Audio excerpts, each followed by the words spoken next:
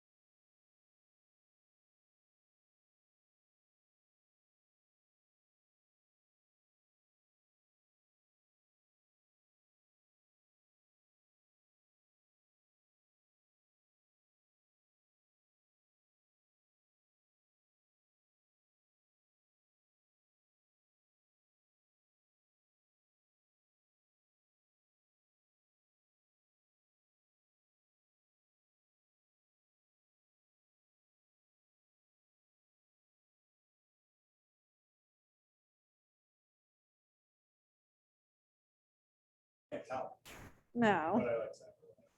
he's a good guy. I don't know why he is. What? You weirdo.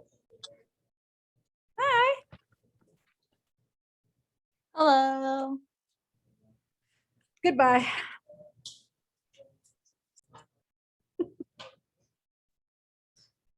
I should come up with a list of reasons why Bryce is a jerk that have spanned 5 years.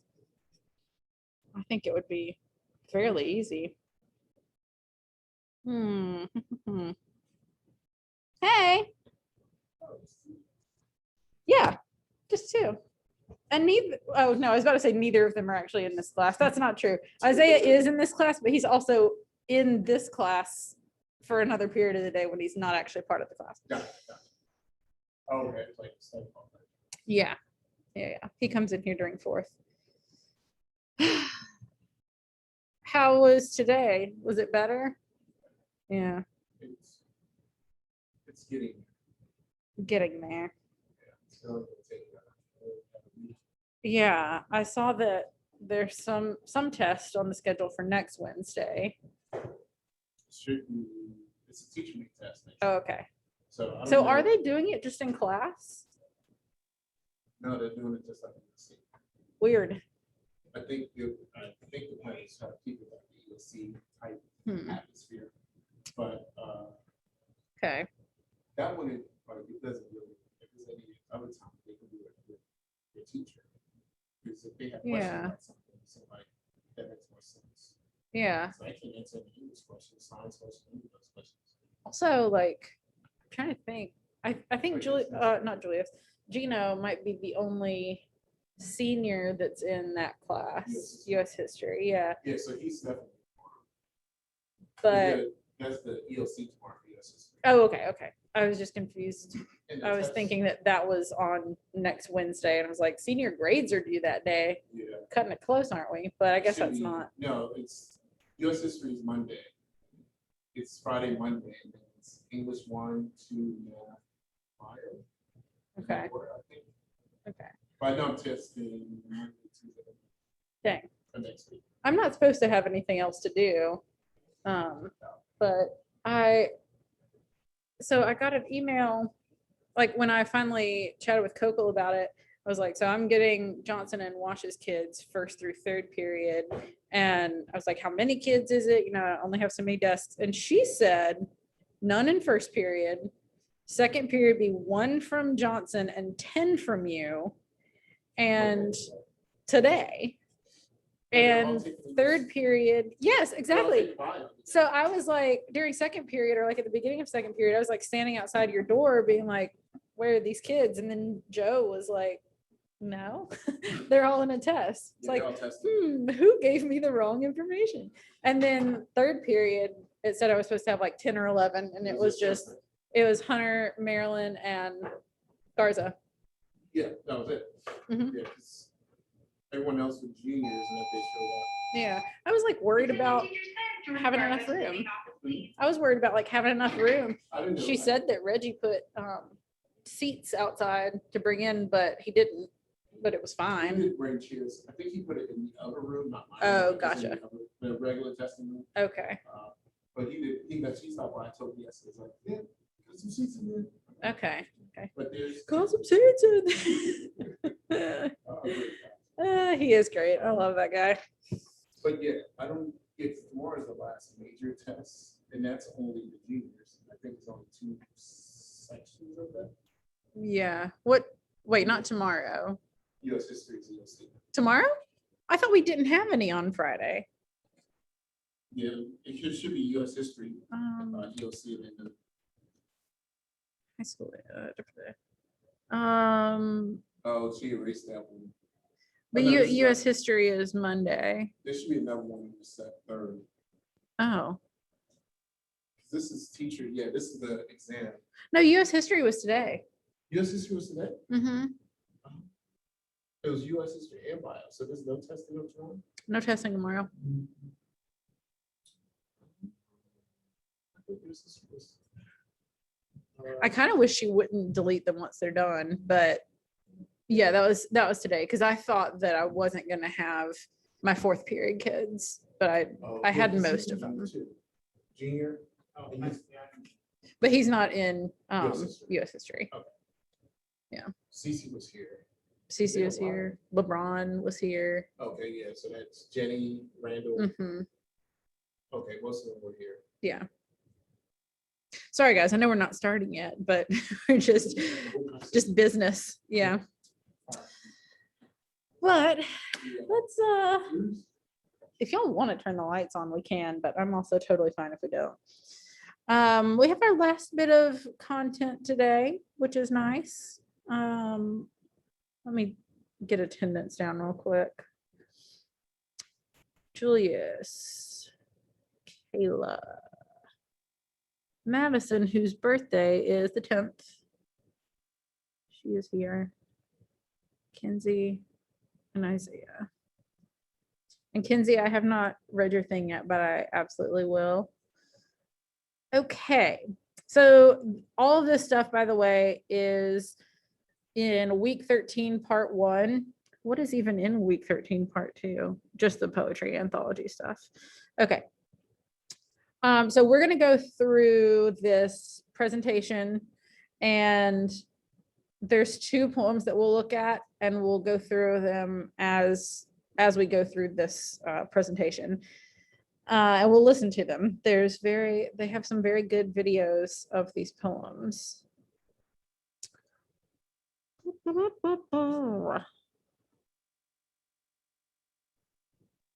Yes, poetry of World War I, which World War I is 1914 to 1918. We didn't join it until like 1917, I don't think, we Americans, but I love World War I. I mean, it's very sad that it happened, but it's my favorite war. I like the literature that came out of it. I took a whole class on World War I literature in grad school, which is the kind of thing that English teachers do sometimes. Okay, so, I mean, this is just a little graph just to tell you basically, look how horrific the war was and how many people died. We know. All these people were killed. All these people are wounded. Is USA in there? 126,000 Americans killed, 234,000 wounded. It's a lot, quite a lot. Oop.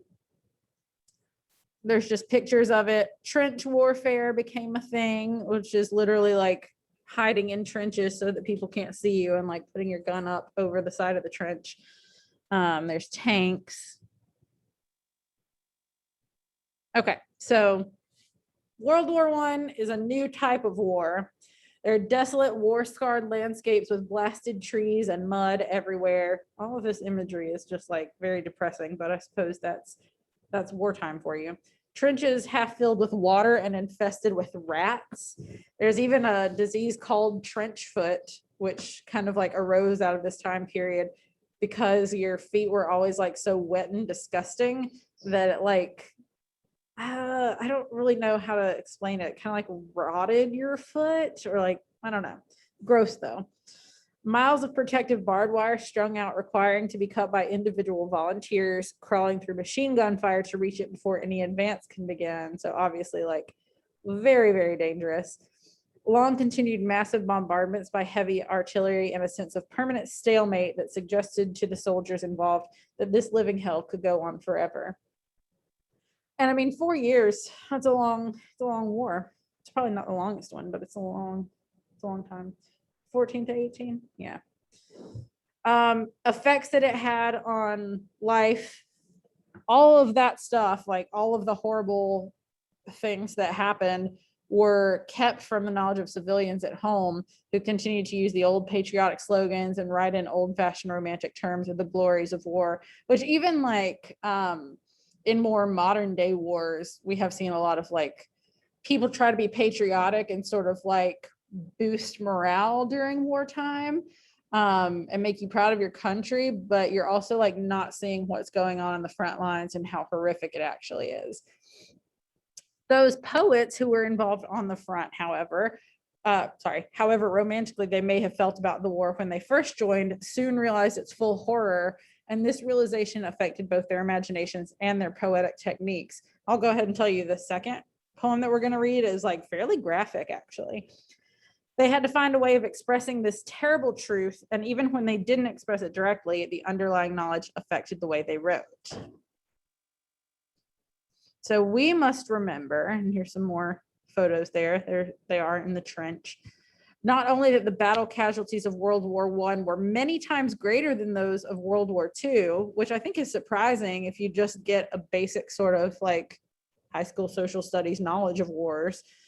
I feel like people kind of paint World War II as the big one, but World War I had a lot more casualties. Wiped out virtually a whole generation of young men and shattered so many illusions and ideals, but also that people were wholly unprepared for the horrors of modern trench warfare. And actually, like after World War I, all the literature that came out of it then, like the big thing is like disillusionment or feeling like you don't know what your place is in the world and like can't figure out the meaning of life. And all of that's really because World War I shook everyone so much that all of these ideals of what life would be like were totally shattered, and it's reflected in the literature. World War I broke out on a largely innocent world, a world that still associated warfare with glorious cavalry charges and noble pursuit of heroic ideals. The poets of this war wrote with something different in mind: the trauma, disillusionment, havoc, and despair that war can wreak. So first, we're going to look at Rupert Brooke's poem written at the beginning of the war, 1914. This says the solider, it's the soldier, someone made a typo.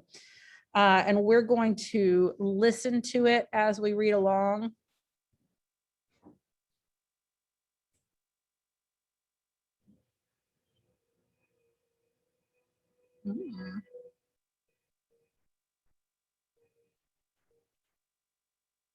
I should die, think only this of me, that there's some corner of a foreign field that is forever England, and there shall be in that rich earth a richer dust concealed, a dust whom England bore, shaped, made aware, gave once her flowers to love, her ways to roam, a body of England, breathing English air, washed by the rivers, blessed by sons of home. And think, this heart, all evil shed away, a pulse in the eternal mind, no less, gives somewhere back the thoughts by England given, her sights and sounds, dreams, happy as her day, and laughter learnt of friends, and gentleness in hearts at peace under an English heaven. That's so lovely the way that she read that. I love it. I wish I had her voice. I wish I had a British accent. I'd be so much cooler. So I think this is a really patriotic poem, actually, because the whole thing is like, if I die, just remember that I am a representative of England, basically. Like I was born, shaped, everything by England, a body of England's breathing English air, and even at the end, under an English heaven. That's very patriotic. Like even in death, you just want to be associated with your homeland. That's a lot. So just for some context here, Rupert Brooke, the author, was a soldier during World War I, and he died of blood poisoning, which was like not that rare during that time. He was buried in a foreign field in Cyprus, which is kind of ironic now because clearly, you know, if he had had his way, he would have preferred to be buried in England. But it says he was never involved in active service. And how can you tell? I don't know that I think you can really tell. But let's see what this person says. It describes his overtly patriotic view that it is a glorious and honorable sacrifice to die for your country, and specifically England. The poem acts almost as a love poem to England. I definitely agree with that.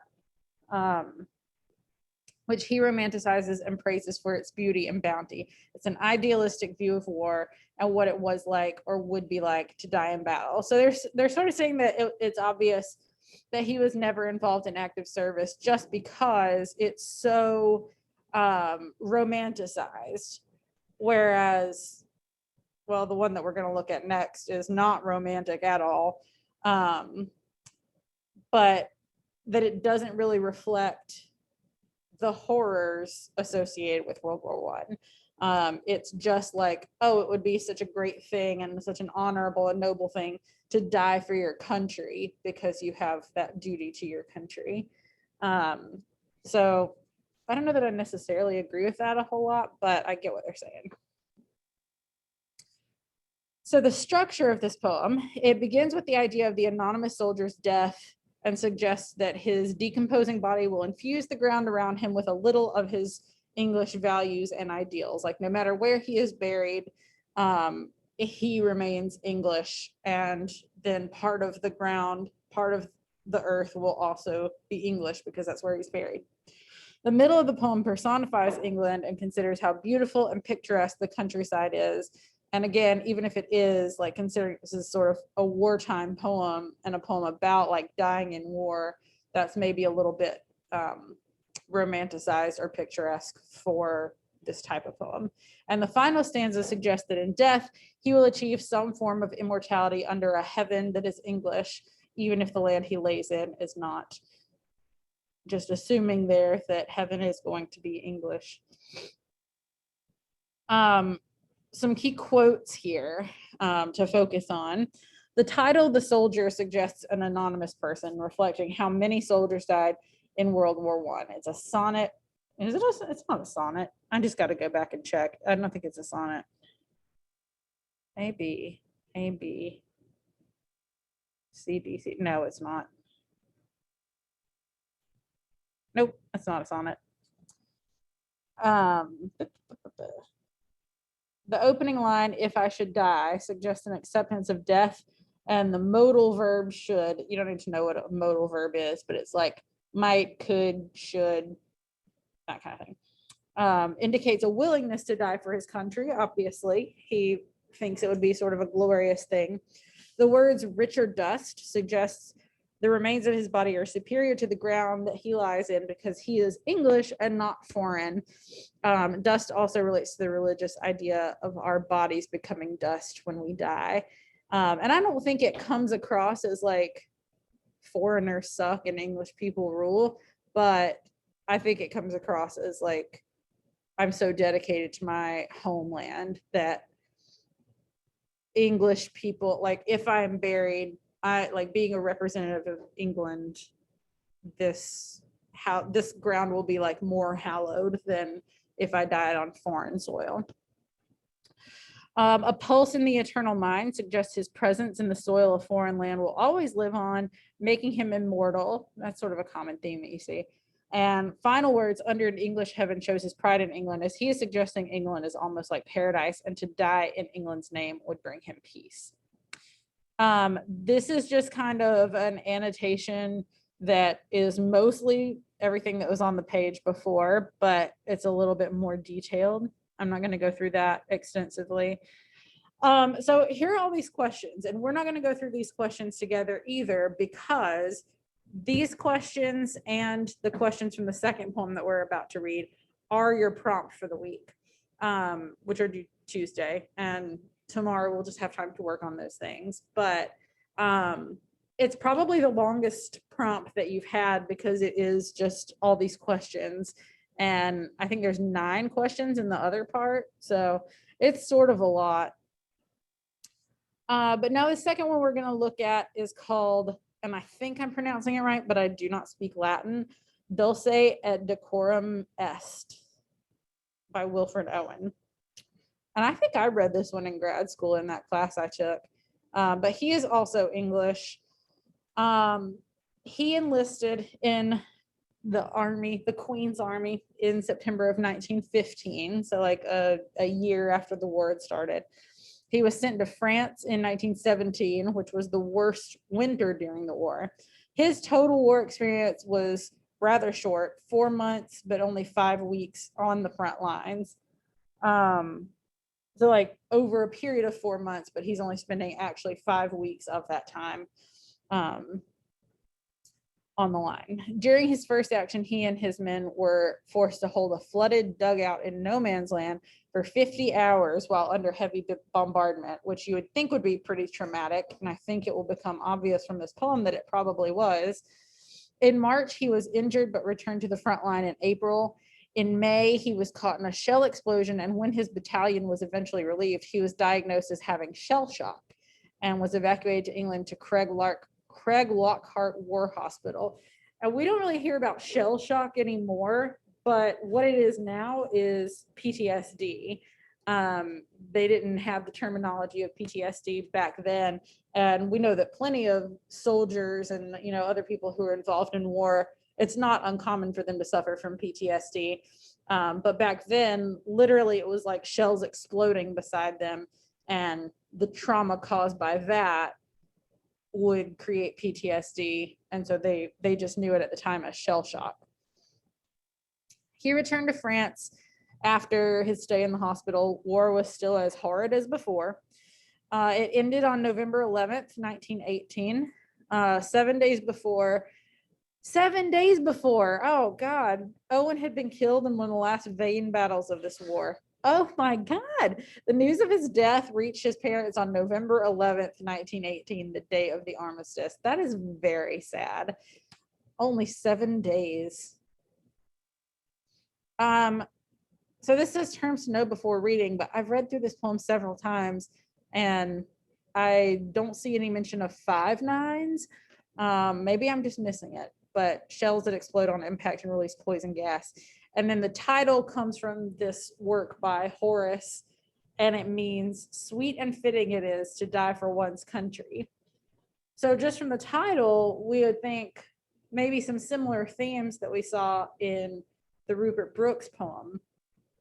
This is going to be a very different poem. And I think it's really interesting that it's basically called Sweet and Fitting It Is to Die for One's Country, because it does not make it sound sweet and fitting. But let's listen to it. I have it open over here, but we're going to listen to this guy read it.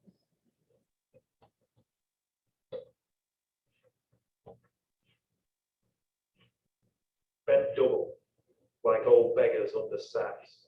Knock-kneed, coughing like hags, we cursed through sludge, till on the haunting flares we turned our backs, and towards our distant rest began to trudge. Men marched asleep. Many had lost their boots, but limped on, bloodshot. All went lame, all blind, drunk with fatigue, deaf even to the hoots of disappointed shells that dropped behind. Gas, gas, quick boys, an ecstasy of fumbling, fitting the clumsy helmets just in time. But someone still was yelling out and stumbling, and floundering like a man in fire or lime. Dim through the misty panes of thick green light, as under a green sea I saw him, drowning. In all my dreams, before my helpless sight, he plunges at me, guttering, choking, drowning. If in some smothering dreams, you too could pace behind the wagon that we flung him in, and watch the white eyes writhing in his face, his hanging face, like a devil sick of sin. If you could hear at every jolt the blood come gargling from the froth-corrupted lungs, obscene as cancer, bitter as the cud of vile, incurable sores on innocent tongues, my friend, you would not tell with such high zest to children, ardent for some desperate glory, the old lie, dulce et decorum est, pro patria mori.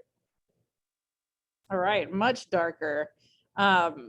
and I'll go through this next slide. It's just got a lot of stuff about the plot of this, but even if you don't totally get it on the first read through, which is common with poetry, there are going to be some phrases that stick out here. I feel like these lines right here are really what stick out to me. The blood come gargling from the froth corrupted lungs, obscene as cancer, bitter as the cut of vile incurable sores on innocent tongues. Gross and harsh. They also talk about, it mentioned 5 nines, which are the shells that explode with green gas. And right here, it says, dim through the misty panes and thick green light, as under a green sea, I saw him drowning. In all my dreams before my helpless sight, he plunges at me, guttering, choking, drowning, kind of describing someone who is dying from this green gas caused from the exploded shells. Very, very harsh and hard to fathom. So you always want to make sure that you're clear about the plot, the setting, or the situation before you do anything else with a poem. And this poem describes soldiers. Owen is British, so we'll assume that they're English soldiers. Even though the guy who was reading it sounded like he was Irish, but it's fine. In retreat from the enemy during World War I. They're exhausted from battle, some of them in rags and without boots, and they are trudging through the mud of the kind of empty field called no man's land during World War I. This obviously takes place sometime between 1914 and 1918, because we know that he died in 1918, a week before Armistice Day. As they walk, some gas shells drop and they put on their gas masks before they're poisoned. One soldier doesn't make it in time, or perhaps no longer has a mask with him. We don't know which. And it does say like, gas, quick, boys, fitting the clumsy helmets just in time. So everybody's trying to get their helmets on, but this one, it doesn't work. The other soldiers watch as he dies. When gas gets in one's lungs, the lungs stop functioning. They fill with fluid and the person drowns. If you have fluid in your lungs, it causes you to drown. If you've had an older relative suffer from or die from congestive heart failure, you may know that this is the same thing essentially that happens there, or you may have heard of other illnesses in which people die and the doctors say basically he drowned as his lungs filled with fluid. The soldier doesn't die right away, and they hurriedly fling him into the cart, which carries the wounded and dead. The others can still see him gasping and trying to breathe as the cart pulls away. Pretty graphic. Then the words of the poem seem directed to someone specific, or maybe a group like the British back home. Whoever the poet is talking to has taught children or young men that phrase, dulce et decorum est pro patria mori, which means it would be sweet and fitting to die for one's country. But the whole point, and kind of what it comes to in the end, is that he's saying, if you could see the things that he's seeing and that he's describing in all the first part of the poem, you wouldn't tell kids, you wouldn't tell young men that it's sweet and fitting to die for your country. It's horrific. And people died in all sorts of really horrific ways. It's not just like you get shot and die. There's all of these other slower, more torturous ways that people have died and seen other people be killed in front of them. And we wouldn't perpetuate this myth that it's a noble thing to die for your country if you could witness that firsthand. It's pretty graphic, pretty rough. Okay. This is, okay. So these are the questions for this one. There are 7 similes in this poem. So these 9 questions, along with the 5 questions in the first one, those are your prompt for the week. So we have the prompt, which obviously you can find in assignments. If you have not already done the Raven prompt, that's due today, as are the quizzes. But one person has already done the World War I poetry prompt. That's what this is. And then also the quiz, which let's see how many questions it is. Oops, I didn't mean to show y'all's grades.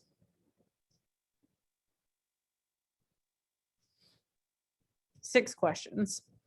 So quick and easy. Okay, so I'm gonna let you guys go. You can, if you have not yet finished your Raven stuff, that's due today, so that needs to be done first. But you can get a head start on these. You can work on your poetry anthology, whichever you prefer. So you are free to leave and work independently if you choose, and I will see you tomorrow.